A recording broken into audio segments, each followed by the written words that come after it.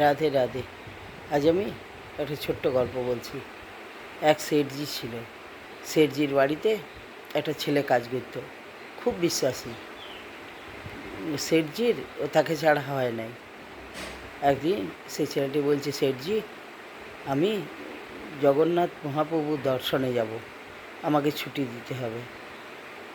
তো শেঠজি ছিল খুব ঠাকুর ভক্ত ছিল। বলছে, হ্যাঁ তুমি ঠাকুর দর্শনে যাবে, যাও, আমার তো আর হয়ে ওঠে না, তো তুমিই যাও। যাওয়ার সময় শেঠজি 5,000 টাকা দিল। বলছে এটা তুমি নিয়ে যাও, মন্দিরে দিয়ে দেবে। বলছে ঠিক আছে।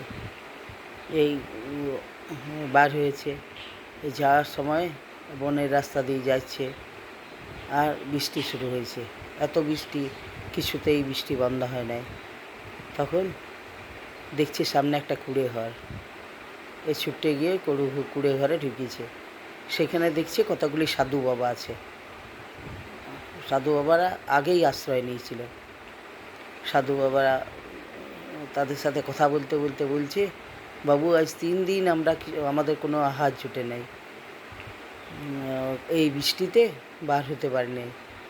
তখন মনে মনে করলো, ওই ছেলেটি মনে মনে করলো যে তাহলে আমার কাছে তো পয়সা আছে, 5,000 টাকা আছে, আমি ওই গ্রামে গিয়ে পরে কিছু খাবার সাধু বাবাদের জন্য নিয়ে আসি।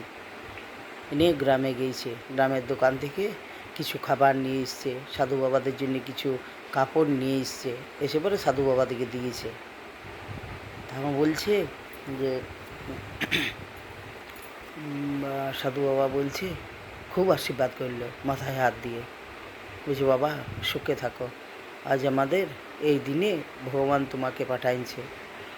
পরের দিনে জল ছাড়াবার পর সাধু বাবারাও সাথে গেল, ওই ছেলেটিও গেল মন্দিরে গিয়ে জিনিসপত্র আনার পর, কাপড় টাপড় কেনার পর ওই 5,000 টাকার মধ্যে 2 টাকা বেঁচেছিল।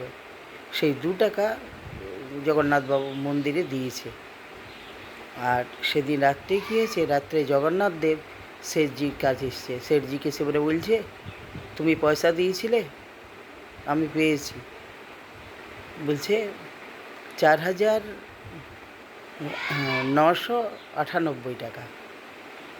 এই 4,998 টাকা, তাহলে 2 টাকা কী হলো মনে মনে করছে। তারপরে ঘুমটা ভেঙে গেল। 2-4 দিন পরে ওই ছেলেটি পৌঁছেছে। বলছে জগন্নাথ দেব দর্শন হলো? বলছে তুমি জগন্নাথ দেবের ওইখানে পয়সা দিয়ে দিয়েছো? বলছে হ্যাঁ দিয়ে দিয়েছি। কত দিয়েছো? ওই 2 টাকা। 2 টাকা দিয়েছো? তোমাকে তো আমি 5,000 টাকা দিয়েছিলাম। সব কথা খুলে বলল। তখন বলছে যে ওই যে ভগবান বলে গেলেন যে আমি পেয়েছি, মানে নররূপী নারায়ণের সেবাতে যেটা দেওয়া হয় সেইটাই ভগবান পায়, পয়সা দিয়ে কোনো লাভ নাই। নররূপী নারায়ণের সেবা করলে পরে ঠাকুর সেবা হয়ে যায়। রাধে রাধে।